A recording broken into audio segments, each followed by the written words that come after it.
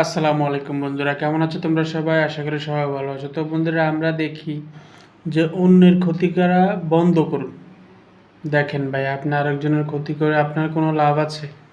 হয়তো সীমিত সময়ের জন্য লাভ হলেও আপনি আরেকজনের ক্ষতি করছেন, কিন্তু অন্য একজনে আপনার ক্ষতি করছে।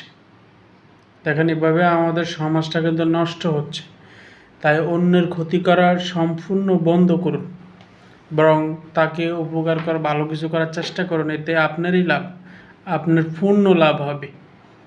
আপনি অন্যজনের ভালো কিছু করেন, অন্যজনকে আপনি তেমন ক্ষতি না করে বরং উপকার করেন, এতে আপনার আমলনামা ভারী হবে।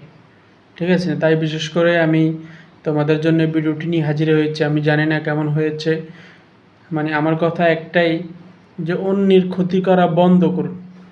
পারলে উপকার করুন, না হলে না করুন। বাস এতটুকু। আসসালামু আলাইকুম।